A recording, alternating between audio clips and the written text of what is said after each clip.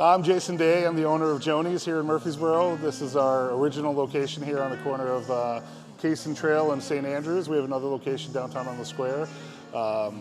We have recently renovated this location, so it's a lot different than when we first opened. But if you want to kind of take a look at our dining room and what we've done here, we hope everyone comes and enjoys it and come and see us.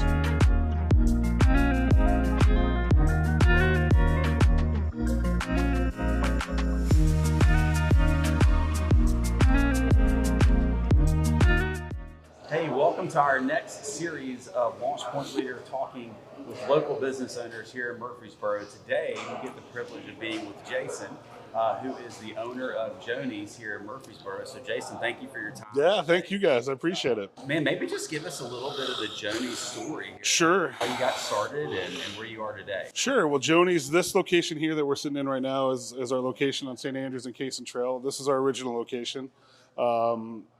We were just talking off camera. I moved here in 2019 from California. I was working in healthcare and healthcare administration, doing kind of end-of-life stuff every day, and I kind of didn't want to do that anymore. I did that for 11 years, and it was a great job, but not wanting to do that and also kind of wanted to get out of California, and I decided to kind of do a life 180. Yeah.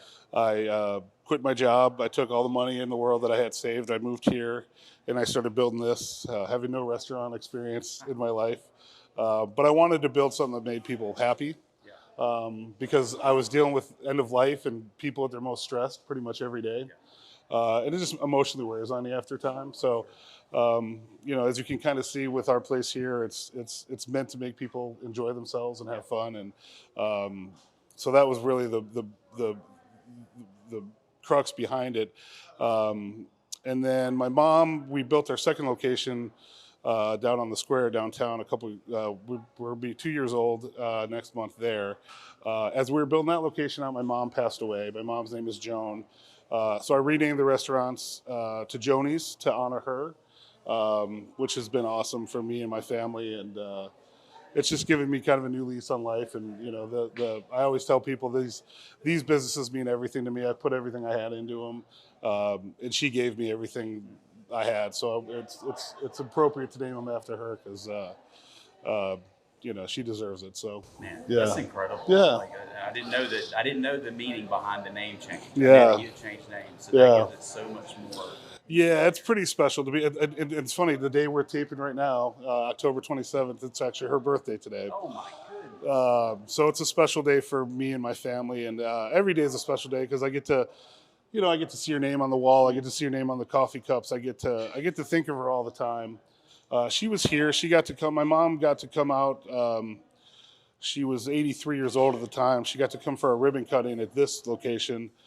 She got on a plane for the first time in 30 years. Oh my goodness. But I remember I was actually sitting in this exact spot. I was giving a speech, and she was sitting right there. I was able to give her acknowledgement and a round of applause, and she just lit up. So she got to see this. She got to see what this had become, and she got to see the pictures of the square and what that was about to become. And I told her before she passed that I named a burger after her, which I did. Yeah. But it wasn't until after she passed that I named the whole place after her. So hopefully on her birthday she's looking down and smiling. Oh, she's smiling. Bragging to her friends. Yeah. Yeah. So yeah, it's a special place. Incredible. Yeah. So it's personal. This business is extremely. It's your money, it's your time, it's your energy, it's your life work. But it's extremely personal. It is, and it always was, because like you just said, you alluded to, it's all your money and it's all your time. And the first 2 years I worked all the time. I'd work. I managed the store. I'd cook. I'd clean. I'd barista. Whatever I had to do to make the place go. COVID hit 4 months into us being open, so there was a lot of challenges in terms of keeping this place going. So your whole life is into it. It becomes who you are. And like I said, my mom was my rock, and she did everything for me. So everything I owe to her. So it was appropriate to name it after her, because it is a special place. It was a special place before the name, and it makes it even more special with the name. I'm sure. Yeah. I'm sure. So shifting just a little bit. Sure. Give me some thoughts about what you've learned, because this 4 years ago was the first time you got into business for yourself, by yourself. Sure. Give me some of the top things that you've learned in those. You learn a lot. So the first and foremost thing we were kind of talking about earlier is just the construction side of it was all new to me, right? So permits and fees you got to pay and all the things and all the going through the process of the city having to approve things, and that was all new to me. I was learning all that as we went, and but it was exciting too because I didn't know it. And that was, to be honest with you, part of the reason I wanted to do this is because I had been doing my previous career for 12 years, and it became kind of stagnant, and I wanted to challenge myself. I wanted to learn something new, and I'd run businesses before, and I ran the business side of that, but this was new, and part of not doing it was the exciting part about it. But then you've got to learn how to manage a restaurant. You've got to learn your food inventory, your labor, all those things that come with it. But that was the exciting part. I wanted to learn all that kind of stuff. Let me just interrupt. Sure. What was it for you though? Like, where did that come from? Because I think today I talk to so many people and they want safe. Yeah. They want safe, and they want security, and they want kind of time. Yeah. And you did anything but that. So where did that come from? So that's a great question. I think like I said, I kind of had this life epiphany. I was in California. I was at a job that I didn't have really much passion for. I'm not married. I don't have any kids. And so I wanted to look at the end of my life. I wanted to look back and say, did I ever take that swing? Did I ever take that? Because I always thought there was something bigger I could do, and I just didn't know what it was. And I just decided the timing, kind of all the cards had aligned. It was just the time to do it. And if I was going to do it, now was the time to do it. So I just kind of made that move where I was like, I'm going to put all my chips in on me and see what happens. Put it in on you. On me. Yeah. I mean, that's really what you're doing is you're betting on yourself. And knowing that I would give everything I had to it, knowing that I was fortunate enough, I wouldn't say fortunate, but I was in a position where I didn't have any other outside distractions. I could give everything I had to doing this, and that's what I've done. And so it makes it rewarding to see the two locations and to see people enjoying it. It makes it's a special thing for sure. Definitely. So what have you learned leading a team? Right, because at first it's just you, and you got a few people around. Now you've got multi-locations. I'm sure a staff of several, many people now. So what have you learned about leading teams? Yeah, I had been in management positions quite a few times before this. It's funny how it's evolved because when it started, it was all me. It was me doing pretty much everything, managing the store. And now we have two great managers at each store, and we've got a roster of over 30 employees. So what I've learned just over the years, because I think like all of us, we've had really great bosses and we've had some terrible bosses, and you learn as much from both. For me, I want to empower them to make their own decisions and not micromanage, even though it's, I'm inherently a control freak, so it's hard for me to kind of have that step back. But at the same time, I want them to be able to take care of their staff and maybe cultivate their own culture, understanding that it's still my place, and but one of the more exciting parts about it is rewarding. Matthew here at St. Andrews, and then Kylie over at the Square. Were just employees of mine that were exceptionally hard workers and earned it. And so to be able to reward them with something like this and then stand side by side with them and kind of be there to support them. And really, I tell them all the time, I manage you two and you guys manage the rest of them. And I'm here just to really support them. But I'm blessed. I've been blessed for years since I started this to have those two great managers. But we've had just some amazing employees, just amazing people. We don't have a lot of turnover. We're lucky in the fact that people enjoy working here, which has been nice. But like even when I started, I had some girls working with me that, they've all gone on to do other things. One's a teacher now, and they've evolved into their lives. But at the time, I really needed them. I had some wonderful people. And to this day, I still maintain relationships with them and keep in contact with them because I'm not sure even they knew how much I needed them at that time. But I look back at the 4 years of doing this and just some of the amazing people we've had. And that's really where it starts. It starts with hiring inherently good people who are like to be kind to people and like to treat people well. And if you can do that and want to work hard, you're halfway there. Then the rest is just showing them the culture I'd of even what say you might even be more than half. no, there's no doubt. That's the whole key. It all starts with the hiring process and finding the right people. And I'm, one of the, I was just we were interviewing a girl earlier today, and I told her the same thing. I said, we work really hard on the coffee and we work really hard on the food. We take a lot of pride in all that. But if you look at our reviews and you look at the feedback this place gets, it's almost entirely mentioned about the customer service and the people. And that's what I'm most proud of is the culture that we have here and the way my staff treats the customers and vice versa. Murfreesboro has been so good to us in terms of how they treat us. I mean, like I said, I opened 4 months before COVID, and COVID hits. It's the scariest thing ever for a restaurant. But we would see people come every day that had no business having to come here every day, but they did this to support us. So it's really a mutual love fest in terms of what we try to deliver to them, but also what they deliver to us. It's a special place here.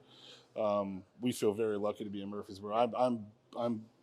I couldn't imagine a better community to do this in. Yeah, I would agree. I think we've been here for 13, 14 years now, and I echo that exactly. Yeah. From that time to today, it's a tight knit. It is. It's an amazing place. I'll tell you a quick story as an aside. It was May. COVID hit the end of March, and it was May, and I was back in the kitchen, and one of my staff members came out and said, there's a guy out here who wants to see you. And usually that's never a good thing. Usually That's right. like, oh man, You all get right. yourself hyped up. Yeah, you're like, oh, here we go. Walking into. And I came out, and it was one of our regulars who I had numerous conversations with, and he had a check in his hand, and he said, my wife and I love this place, and we just want to support you. And he gave me a check for $500. And at the time, I didn't hit me right away. I was kind of like, oh, I can't take that. But I didn't want to be rude, so I took it, and I thanked him. But then once he left, it kind of hit me. And I remember I had to leave the kitchen, and I walked around this whole parking lot, and I teared up a little bit, only because it really reinforced why you do this. Yeah. And you realize, what you're doing is actually making a difference, and you've actually created a place that becomes the fabric of people's lives.